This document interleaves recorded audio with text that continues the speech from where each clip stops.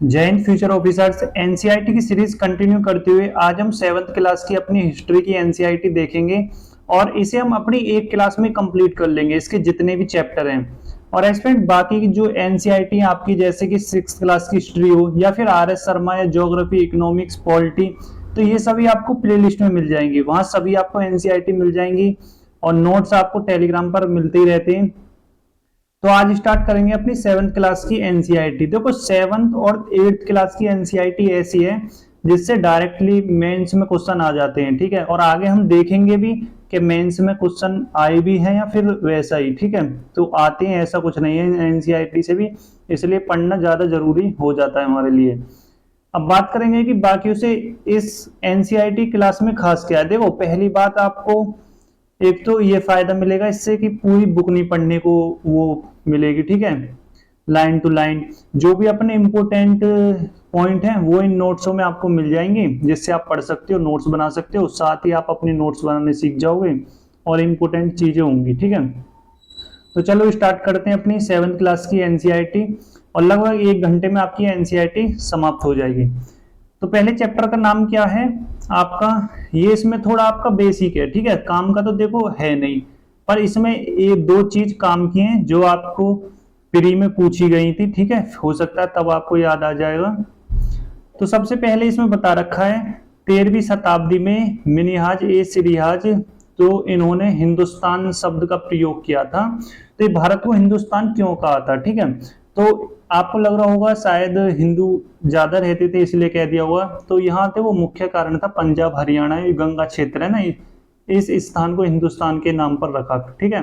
फिर 16वीं शताब्दी में बाबर ने हिंदुस्तान, तो यहाँ के भौगोलिक, पशु पक्षी, संस्कृति के आधार पर, ठीक है। तो ये तो बात आपकी बिल्कुल बेसिक थी, इतनी काम की है नहीं।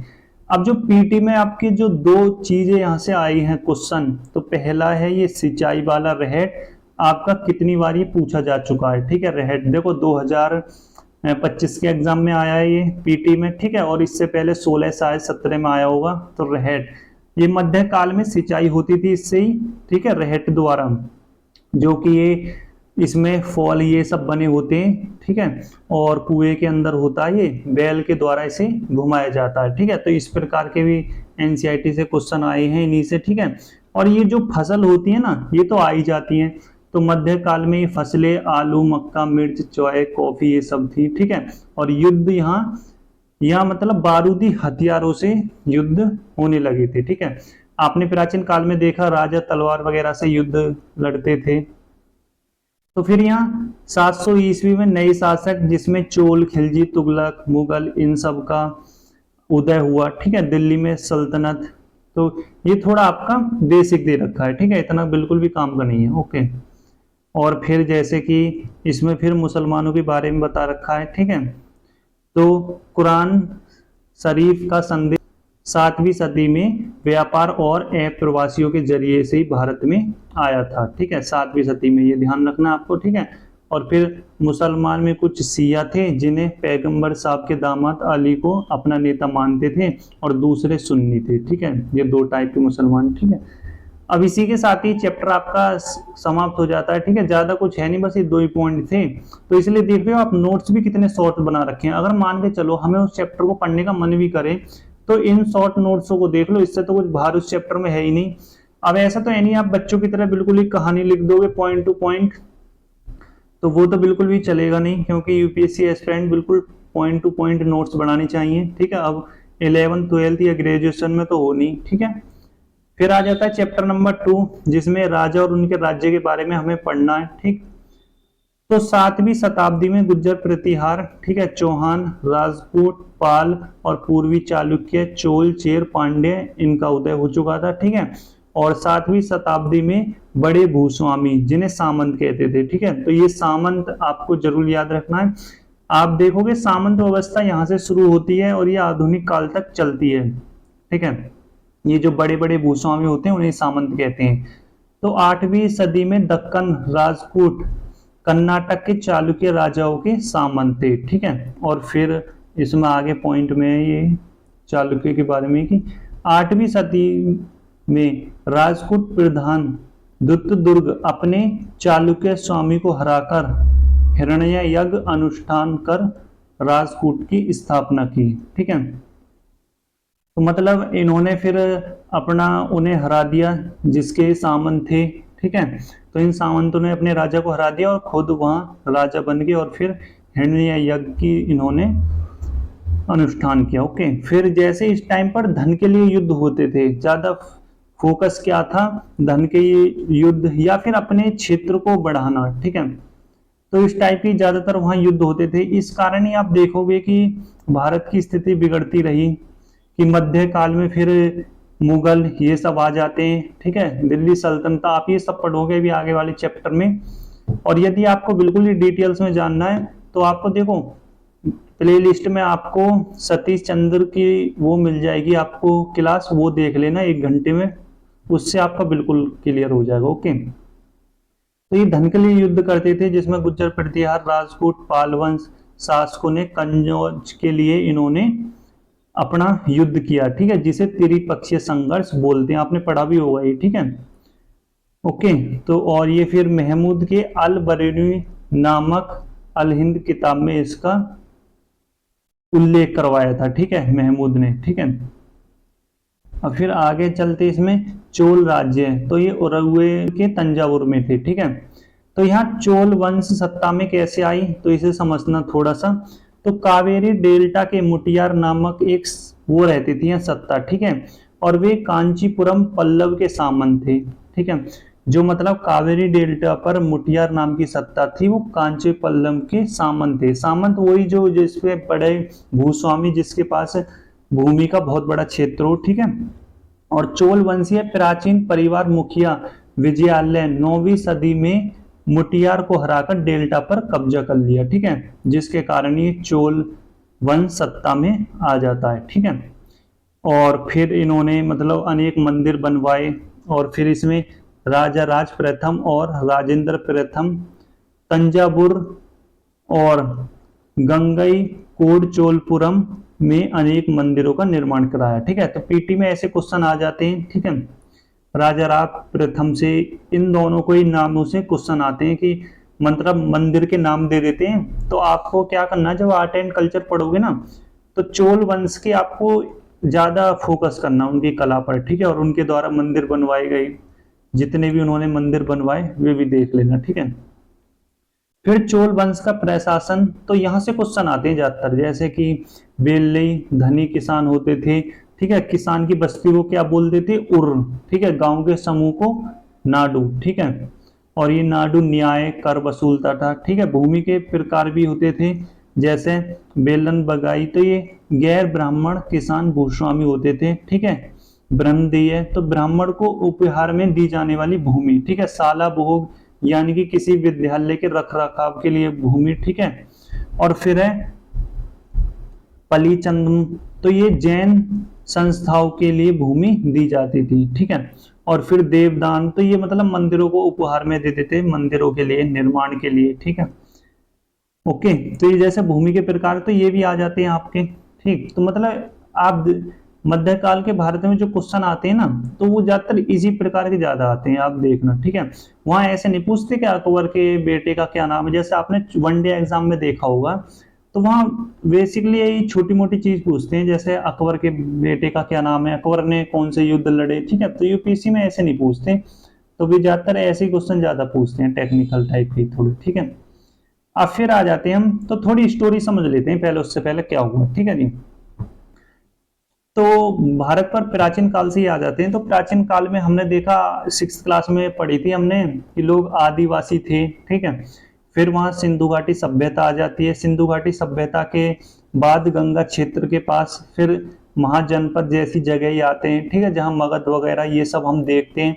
फिर इसके बाद अपने ये और भी राजा आ जाते हैं। ठीक है, फिर हम वैदिक काल उत्तर वैदिक काल इन्हें पढ़ते हैं। ठीक है, इसके बाद हम अपने फिर मौर्य ये सब पढ़ते हैं। ठीक है, तो लगभग ये हमारा था प्राचीन काल।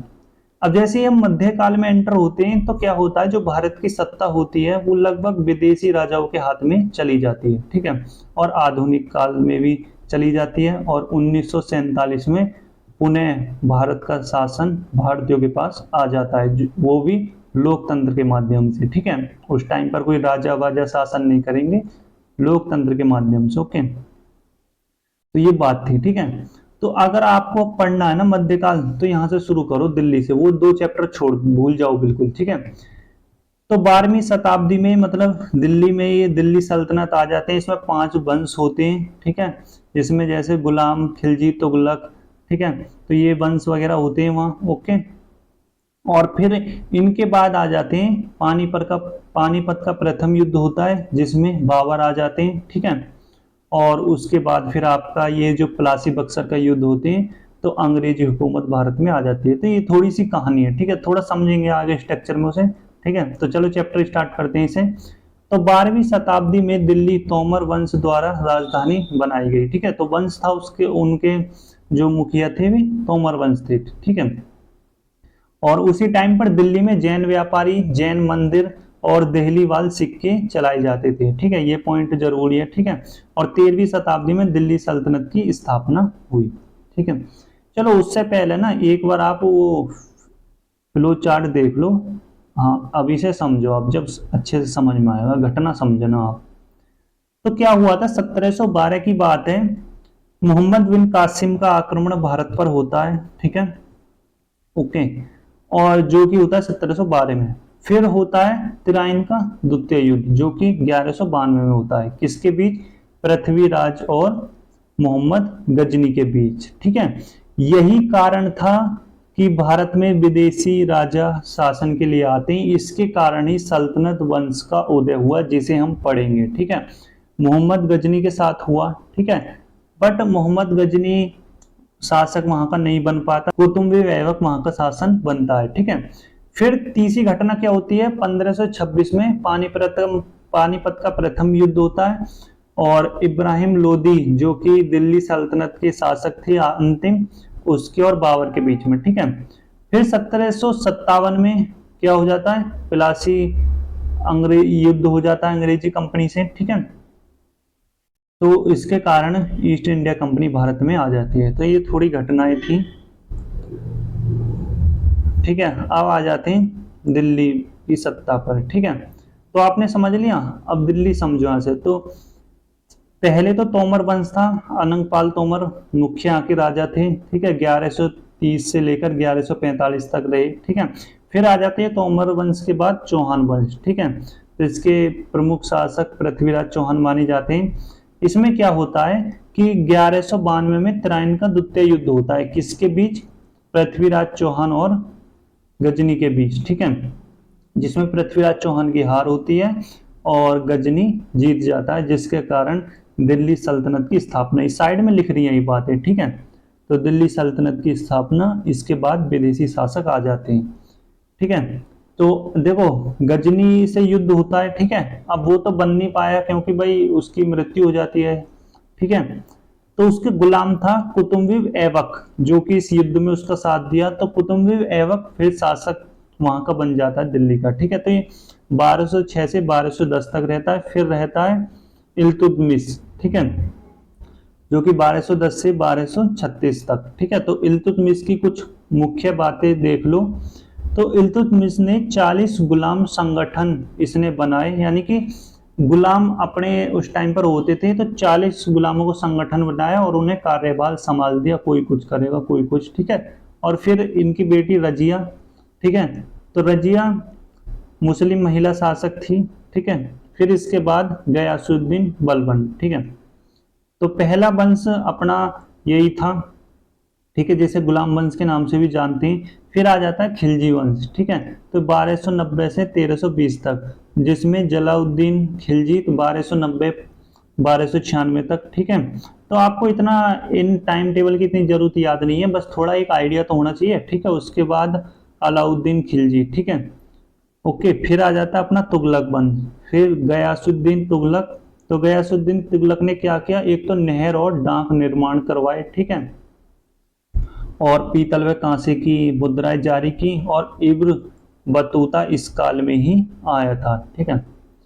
और फिर फिरोज शाह तुगलक, इनके बाद फिर आ जाता है सैयद वंश, ठीक है, जिसके राजा प्रमुख खिजर खां, फिर लोधी वंश, ठीक है। लोधी में पहले बहलोल लोदी, फिर अंतिम शासक कौन थे, इब्राहिम लोदी। ठीक है, अब क्या हो जाता है कि इब्राहिम लोदी जो कि दिल्ली सल्तनत के आखिरी शासक थे, इनका युद्ध बाबर के साथ होता है। ठीक है, जिसे पानीपत का प्रथम युद्ध के नाम से जाने जाते हैं, क्योंकि पानीपत की जगह पर हुआ था। ठीक है, 1526 में। ठीक है, जिसके कारण मुगल वंश की स्थापना हुई। देखो, मुगल वंश अलग है और गुलाम वंश बोलते हैं जिसे, ठीक है, दिल्ली सल्तनत, ये सब बिल्कुल अलग है। ठीक है, दोनों में डिफरेंस है, एक मत समझना कभी बाबर को लोधी वंश में ये सब मिला दो। ठीक है, तो मान के चलो बाबर वाली टीम अलग है और ये इनकी टीम अलग है, ऐसे मान के चलो। ठीक है, तो अब इन्हें याद करने की भी एक ट्रिक है, तो याद कर सकते हैं हम इन्हें जी के टी एस नाम से। जी से गुलाम वंश, के से खिलजी, टी से तुगलक वंश, एस से सैयद वंश, ठीक है, एल से लोधी वंश, इस नाम से। ठीक है, अब पानीपत का प्रथम युद्ध हो जाता है। इसके बाद क्या होता है, फिर बाबर ये सब आ जाते हैं। ठीक है, मुगल काल आ जाता है, तो अगले चैप्टर में देखेंगे। अब इनका प्रशासन समझ लो। तो दिल्ली सल्तनत की सीमा नियंत्रण सूबेदार नियुक्त किए इन्होंने। इल्तुतमिश ने 40 गुलाम संगठन बनाए। ठीक है, गुलाम बंदरगाह को राजनीतिक पद दिए और इलाकी एकता, जो कि पीटी में आया था, एकता क्या होती है। ठीक है, तो देख रहे हो एनसीईआरटी इंपोर्टेंट होती है ये। जो अधिकारी एकता को संभालेगा वो मुक्ति कहलाएगा। ठीक है, एकता क्या होती थी, मतलब एक जमीन दे दी जाती थी जो अधिकारी को, जिसे मुक्ति बोलते थे, वो उस पे जो भी लगान आता था वो उससे अपनी, ठीक है, अपनी एक तरीके से कमाई करता था। ठीक है, और वो जमीन उसको हमेशा के लिए नहीं दे दी जाती थी, इस बात का जरूर ध्यान रखना। हो सकता है पीटी में यही बात आ जाए। ठीक है, और उनकी मुक्तियों की मतलब बदला बदली भी करते थे, जैसे आज ट्रांसफर होते हैं ना, तो बिल्कुल वही था।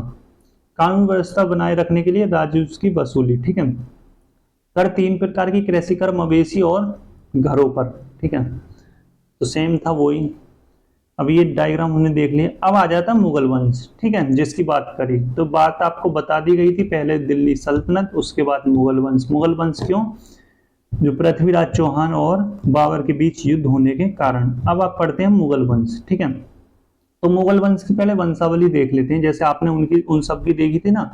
तो पहला बाबर, बाबर के बाद हुमायूं, हुमायूं के बाद अकबर, अकबर के बाद जहांगीर, फिर शाहजहां, फिर औरंगजेब। ठीक है, इनके बाद भी फिर और भी होते गए। ठीक है, ओके।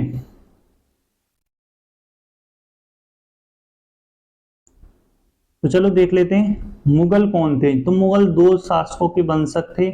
माता चीन की तरफ से थी, चंगेज खां के खानदान से। पिता ईरान के शासक थे। ठीक है, तैमूर वंश के थे। ठीक है, ओके। तो बस ये वंशावली थी। अब बाबर का परिचय देख लो आप क्या है। बाबर फरगना का शासक था और मुगलों की दूसरी शाखा उजेवोगे ने बाबर की गद्दी से उन्हें हटा दिया। ठीक है, और फिर बाबर ने काबुल पर शासन किया और बाद में दिल्ली की तरफ। ठीक है, तो मतलब कहा जाता है कि बाबर को ऐसा सुनने में आया था कि दिल्ली, भारत की दिल्ली इतनी संपूर्ण है कि वहाँ सभी राजा आकर्षित होते हैं, क्योंकि उन्होंने सुना था दिल्ली सल्तनत के बारे में। ठीक है, अब फिर बाबर भारत आया, आपने को बता ही दिया, पानीपत का प्रथम युद्ध हुआ। ठीक है, इस कारण बाबर की यहाँ वंशावली की एक तरीके से स्थापना हो जाती है। ठीक है, तो फिर बाबर ने सैन्य अभियान यहाँ चलाए। तो बाबर 1526 से लेके 1530 तक ये रहे जिंदा। ठीक है, और इन्होंने ये युद्ध वगैरह किए। तो 1526 में पानीपत का प्रथम युद्ध हुआ, आप ये जानी गई। ठीक है, 1527 में खानवा का युद्ध। ठीक है, और 28 में चंदौल का युद्ध और 29 में घाघरा का युद्ध। ठीक है, तो और बाबर ने 4 मीनार शैली की इस बनाई। ठीक है, मतलब इन्हीं के काल से शुरू हुई। फिर हुमायूं, ठीक है, 2 बार शासक बने। ठीक है, और हुमायूं के टाइम पर ही शेख खान हुमायूं को चौसा में मतलब इन्हें यहाँ हरा दिया गया। ठीक है, कन्नौज युद्ध से। ठीक है, जिस कारण ये दोबारा से भाग गए थे और फिर बाद में आए, दिल्ली की गद्दी संभाली। ठीक है, इसके बाद फिर अकबर, और फिर ये मतलब गुजरात, इन्होंने फिर यहाँ ये सब अभियान चलाए। ठीक है, तो थोड़े थोड़े पॉइंट देख लो बस, इतना काफ़ी ज़्यादा डिटेल्स में नहीं है। ठीक है, हाँ ये जरूरी होती है इनकी। ठीक है, और इनके बाद जहांगीर, फिर शाहजहां, औरंगजेब, ये ज़्यादा चीज़ें इंपॉर्टेंट होती हैं। अब इनके टाइम से चली थी मनसबदार और जागीरदार व्यवस्था। तो मनसबदार क्या थी, अब ये बात आ सकती है कि एकता जो थी या मुक्ति ये सब थी, ये मुगल से संबंधित थी या दिल्ली सल्तनत से, इस चीज पर ध्यान रखना, ठीक है। तो मनसबदार व्यवस्था मुगलों से स्टार्ट होती है। तो मुगलों की सेवा करने वाले सरकारी पद, ठीक है, मुगलों द्वारा चलाई गई एक व्यवस्था थी, ये ध्यान रखना, ठीक है, जिसमें पद, वेतन, सैन्य उत्तरदायित्व, ठीक है, अपना वेतन, भूमि जिसे जागीर कहते हैं, ठीक है, और ये भूमि से ही पाते थे। मतलब लगभग ये एकता जैसी ही बात है, ठीक है, वही बात है लगभग सेम टू सेम। अब देख लेते हैं जागीर क्या है, ठीक है। तो जागीर पर मनसबदार प्रशासन नहीं करते थे, केवल राजस्व एकत्रित करने का अधिकार प्राप्त था। मतलब अब उन्हें ऐसा नहीं है कि वो जो जागीर मतलब ये जमीन थी, ठीक है, वो उन्हें दे दी, बस केवल अपना उस पर प्रशासन चलाएंगे और एक तरीके से टैक्स से अपनी तनख्वाह पाएंगे, ठीक है, ये था बस। फिर आईने अकबरी, तो ये अबुल फजल ने लिखी थी। अकबर की नीति देख लेते हैं इसमें। तो साम्राज्य का प्रशासन प्रांत, सूबा और उस पर सूबेदार होता था, ठीक है। और अधिकारी व्यवस्था देख लेते हैं। तो दीवानी वित्तीय अधिकारी होता था, बख्शी सैनिक होता था, जो कि शायद आपका ही पीटी में भी आया है, ठीक है। सदर, तो ये आपका धार्मिक मंत्री, फौजदार, सैन्य नायक, युद्ध वगैरह ये संभालता था, ठीक है। तो ऐसे क्वेश्चन आते हैं, आप चेक करना है, ओके। और वैसे भी मध्यकाल में देखा जाए तो थोड़े ही क्वेश्चन आते हैं, 4-5, जिसमें आपको मुगल का विजयनगर साम्राज्य ये भी पता होना चाहिए, ठीक है। फिफ्थ चैप्टर आ जाता है आपका शासक और इमारतें, यानी कि उस टाइम पर शासकों ने और इमारतों ने क्या क्या उन पर विकास हुए थे, ठीक है। तो यही कुतुब मीनार, ठीक है, कुतुबी ऐबक ने एक मंजिल बनाई, ठीक है, और जो शेष मंजिलें थी वो इल्तुतमिश द्वारा पूरी कराई गई, ठीक है। तंजावुर के राजेश्वर मंदिर का निर्माण ने कराया था, ठीक है। और कंदरिया महादेव मंदिर का निर्माण चंदेल राजवंश राजा धंगदेव द्वारा कराया गया था। तो ये सब पीटी में आपके इम्पोर्टेंट है, ठीक है। दिल्ली सल्तनत इल्तुतमिश ने दहली ए कूना के निकट हौज ए सुल्तान नामक तालाब का निर्माण कराया, ठीक है। और फिर अनुप्रस्थ टोडा तकनीक ये इस टाइम पर लगाई जाती थी, ठीक है, ये खिड़कियों के लिए थी, तो ये पूछा जा सकता है, ठीक है। हुमायूं का मकबरा, तो इसकी प्रेरणा अकबर के वास्तुशिल्पों ने तैमूर के मकबरे से ली थी, ठीक है। अकबर के संरक्षण में निर्माण हुआ था, लाल बलुआ पत्थर सफेद संगमरमर का, ठीक है। तो ये यूपीसी पीटी में आया है, ठीक है। तो हुमायूं को मकबरा है, लाल बलुआ पत्थर का बना हुआ है, सफेद संगमरमर का प्रयोग हुआ, ठीक है। हालांकि लग तो ऐसे ही रहा होगा कि क्वेश्चन कैसे पूछ लिया, बट एक आध क्वेश्चन आ जाता है। और इसमें 4 बाग शैली का प्रयोग हुआ है, ठीक है, मेहरेदा छत है। अब आ जाते हैं नगर व्यापारी और शिल्पजन। तो चोल की राजधानी थी तंजावुर, ठीक है। राजराज चोल तंजावुर में राजा राजेश्वर का मंदिर निर्माण कराया। फिर मंदिर नगर देख लेते हैं। तो मंदिर के चारों ओर कई नगर बसे थे, ठीक है। तो उस टाइम पर ऐसा ही होता था कि जहां पहले मंदिर का निर्माण हो जाता था वहीं नगर बस जाया करते थे, क्योंकि वहां थोड़े थोड़े व्यापारी आते थे। उन व्यापारियों से फिर और भी जरूरतें पूरी होने के लिए लोग व्यापार करने लगे, तो इस कारण एक नगर का निर्माण हो जाया करता था, ठीक है। तो तीर्थ स्थल जैसे वृंदावन उत्तर प्रदेश में था, तमिलनाडु में, ठीक है। और नोट जो कि यहाँ कांस्य मूर्ति थी वो लुप्त मोम तकनीक से बनाई जाती थी, ठीक है। तो पीटी 2025 में भी क्वेश्चन आया है, ठीक है। और आपका पीटी में फिर एक क्वेश्चन हमें मिल गया, क्या, जो व्यापारियों के संघ होते थे, मतलब बट यूपीसी क्वेश्चन पर पूछा था, जो बंजारे होते थे वो कौन होते थे, तो भाई व्यापारी होते थे, ठीक है। ये यूपीसी के पीटी में पूछा था। व्यापारी काफिला बनाकर यात्रा करते थे, जिसे गिल्ड कहते थे, ठीक है। तो आपने देखा ना, मैं भी उस चीज पे ज्यादा फोकस कर रहा हूँ जहाँ ऐसी चीज है, जहाँ मतलब ट्रम्प्स की चीज है, ठीक है, ओके। तो मतलब ऐसी चीज ज्यादा पूछी जाती है मध्यकालीन भारत से, ठीक है। और प्राचीन भारत में तो वही बौद्ध जैन धर्म, ठीक है। एक दो क्वेश्चन सिंधु घाटी सभ्यता के, एक आध चोल, तो ऐसे आपको पता होना चाहिए कहाँ से क्या चीज ज्यादा आती है, ठीक है। और दक्षिण भारत के प्रसिद्ध व्यापारी, तो मणि, ग्रामम तथा नाना देशी थे। ठीक है, और चोटियार और मारवाड़ी ओसवाल देश के प्रधान व्यापारी समूह थे। ठीक है, काली मिर्च, दालचीनी, जायफल इनका व्यापार करते थे। नगरों में शिल्प तो कर्नाटक, बीदर तांबे व चाबी जड़ाई के लिए प्रसिद्ध थे। ठीक है, तो ये अपने इनके बारे में बता रखा है। फिर आ जाती है हम्पी की वास्तुकला। ठीक है, तो हम्पी कृष्णा और तुंगभद्रा नदी में स्थित था। ठीक है, और विजयालय नगर साम्राज्य का केंद्र स्थल था। ठीक है, तो हम्पी एक जगह का नाम था। ठीक है, और माना जाता है हम्पी पंपी के नाम से पड़ा था। ठीक है, और जो विजयनगर साम्राज्य था इसका अंत राक्षस तागड़ी नामक एक युद्ध हुआ था। ठीक है, उसके कारण ही उसका अंत हुआ था। और 12th क्लास की एनसीईआरटी में आप पढ़ोगे इसके बारे में, इस नगर के बारे में पूरी कहानी आपको विस्तृत में जानने को मिलेगी।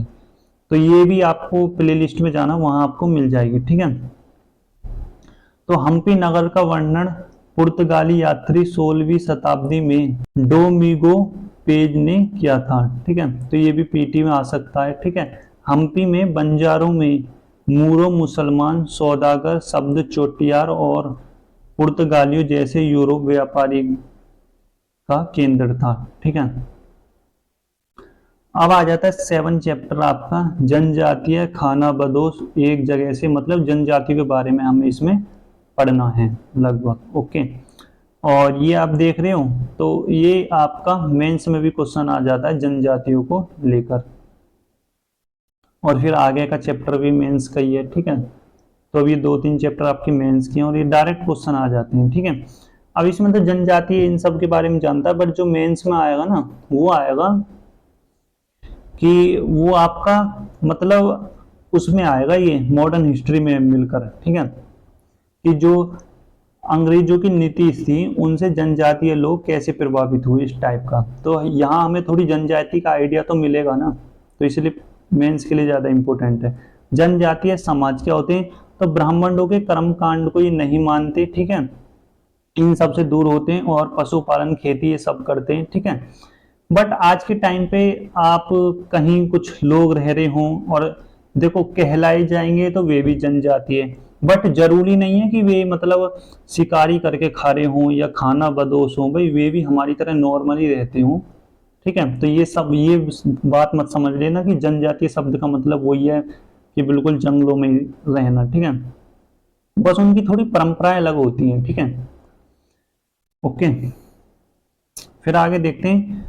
बंजार लोग व्यापारी थे। ठीक है, जो बंजारा होते थे व्यापारी होते थे, और उनका करावा यानी कि जो उनका समूह था वो टांडा कहलाता था। तो ये भी पीटी के लिए इंपॉर्टेंट है। कोहली लोग ये गुजरात, कर्नाटक, महाराष्ट्र, मध्य प्रदेश में रहते थे। ठीक है, गोंड जनजाति तो गोंड लोग गोंडवाना नामक वन प्रदेश में रहते थे जो कि भारत के इस इलाके में है। ठीक है, ओके, और ये जगह बदल बदल कर खेती ये सब करते थे। अकबरनामा में गोंड जनजाति के बारे में जानकारी दे रखी है। ठीक, फिर आ जाते हैं ओहम जनजातीय। ठीक है, तो ये लोग म्यांमार 13वीं शताब्दी में ब्रह्मपुत्र घाटी पर आकर बसे थे। ठीक है, इन्होंने फिर अस्त्रों का इस्तेमाल किया। ठीक, और ये भी मतलब ठीक ठाक थे अपने।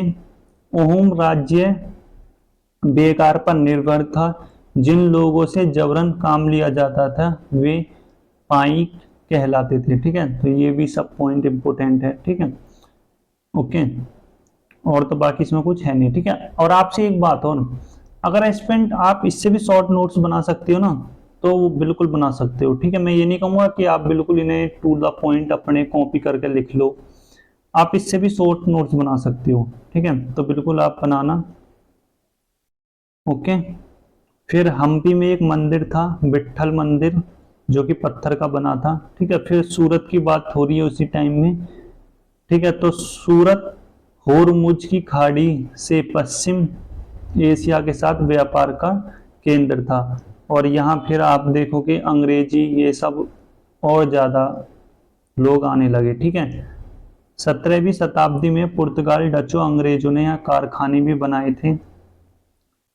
ठीक, तो ये सब यहाँ था। ओके, अब आप मैप में भी देख सकते हो। ठीक है, उतना ऊपर कुछ इंपॉर्टेंट नहीं था। फिर मसूलीपट्टनम, हम्पी यहाँ था, सूरत यहाँ था।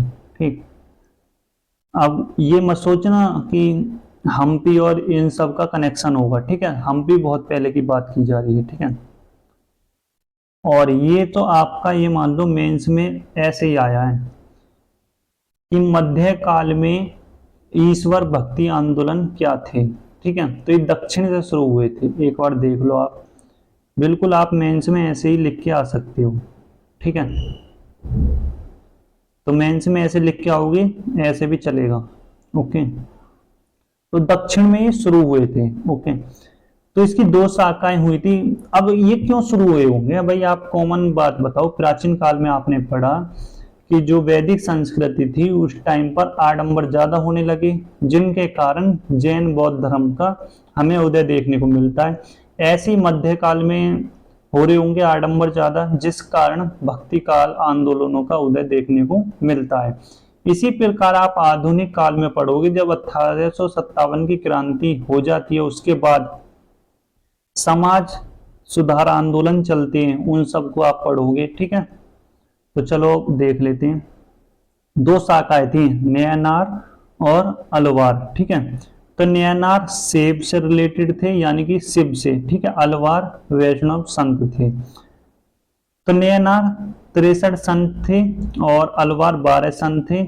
और गीता का संकलन जो नयनार है तो इनका किस में, तो इनका 13वां त्रिवाचक में है। ठीक है, और ये पीटी में भी आया है आपका। ठीक है, तो इनके कवि कौन कौन से हुए, आपार, ठीक, संबंदर, सुरदार। ठीक है, तो ये सब इनके कवि हुए। ओके, और जो आपका अलवार का जो कि ग्रंथ है, कह सकते हैं वो दिव्य प्रबंधन में। ठीक है, और ये संत घुमक्कड़ थे, मतलब एक जगह जगह घूमते थे और लोगों को कथाएं सुनाया करते थे और अपने तरीकों को बताया करते थे हमें कैसे जीना चाहिए। ठीक है,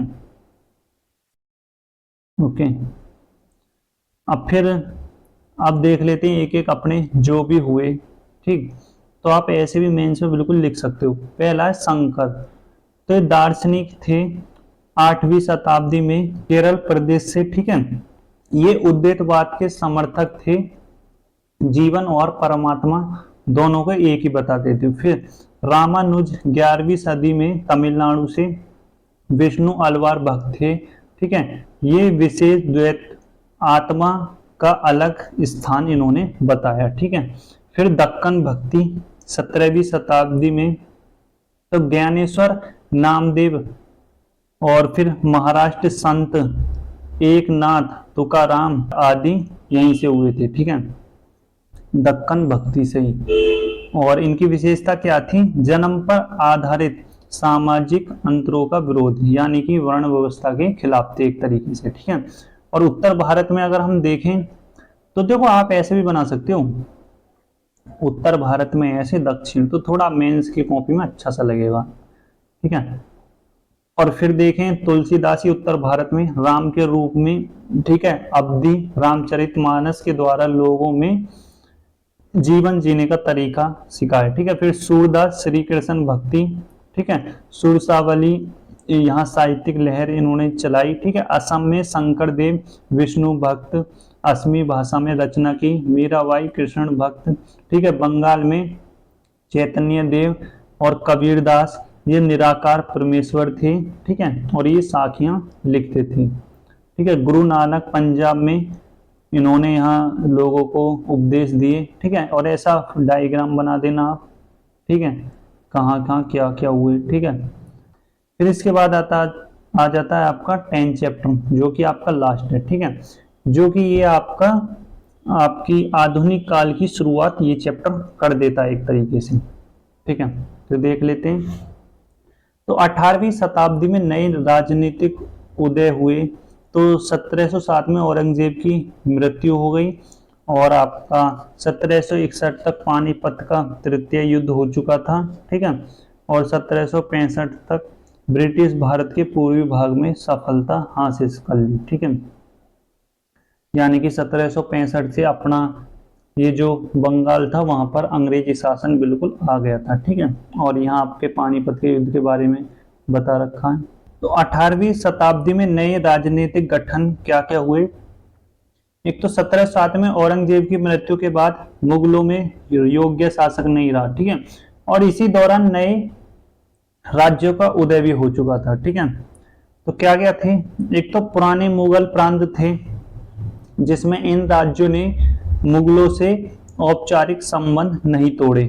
ठीक है, जिसमें हैदराबाद, अवध, बंगाल, ठीक है, ये सब बंगाल के मुर्शिद कुली खान। ठीक है, और फिर एक राजपूतों की वतन जागीर थी।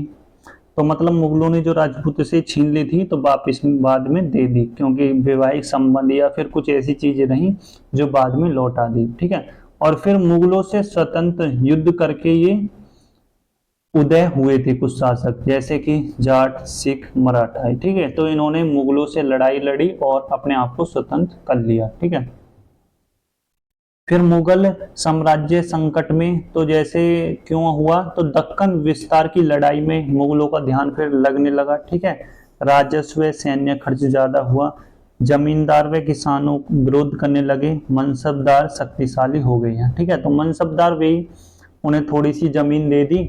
ठीक है, अब वे इतने शक्तिशाली हो गए कि अपने राजा के खिलाफ युद्ध करने लगे। तो ये भी कारण थे। ठीक है, और सबसे इंपॉर्टेंट कारण क्या था कि योग्य शासक नहीं था। ठीक है, ओके।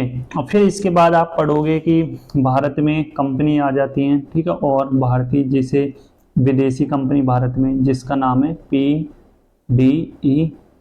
ठीक है, तो ये ट्रिक है, पुर्तगाल, डच, इंग्लिश और फ्रांस। ठीक है, इन्हें हम मॉडर्न हिस्ट्री में पढ़ते हैं। ठीक है, तो 8th क्लास की आपकी जो अब हिस्ट्री की NCERT आएगी, देखो उससे भी आपके मेंस प्री में क्वेश्चन आए, बट आपको अगर डीपली पढ़ना है तो आपको प्लेलिस्ट में मैराथन मिल जाएगी, उससे आप पढ़ सकते हो। ठीक है, और बाकी आप एक बार प्लेलिस्ट में जाना, वहां बाकी आपको और सभी NCERT मिल जाएंगे। ठीक है, तो अब तक आप देखो नोट्स बनाने तो जरूर सीख गए होंगे, और NCERT को क्या पढ़ना क्या छोड़ना है वो भी, और क्वेश्चन भी देख लिया आपने कितने आए। तो लगभग 40 या 45 मिनट की क्लास रही होगी, इसमें आपकी बुक कंप्लीट हो गई। तो आपको और क्या चाहिए। ठीक है, और यही NCERT अगर आप और कहीं से कर रहे होते हैं, ठीक है, तो हो सकता है कई कई दिन लग रहे होते। तो मेरा मानना ये है कि जो हम शुरू में न्यू एस्पिरेंट होते हैं ना, वो NCERT में ज़्यादा टाइम वेस्ट कर देते हैं। देखो टाइम ज़्यादा NCERT को देना चाहिए, बात सही है, बट उन पर ज़्यादा वेस्ट करना वो गलत है। अब वेस्ट कैसे, हम वो पढ़ रहे हैं जो कि कहानी होती है। ठीक है, अब जैसे आपने इकोनॉमी में आपने चैप्टर 1 पढ़ा होगा, पालमपुर की कहानी, न्यू एस्पिरेंट ने कहानी में उसमें ज़्यादा इंटरेस्ट लिया होगा। ठीक है, ये नहीं देखा होगा कि वो चैप्टर कहना क्या चाहता है। तो इसलिए NCERT आप उससे ही देखें जो आपको इम्पोर्टेंट पॉइंट बताता हो। ठीक है, बिल्कुल ऐसा नहीं कि कहानी की तरह चल रही है। ठीक है, और नोट्स बिल्कुल शॉर्ट से शॉर्ट्स बनाएं। तो आज के लिए इतना ही। Thank you for watching this video.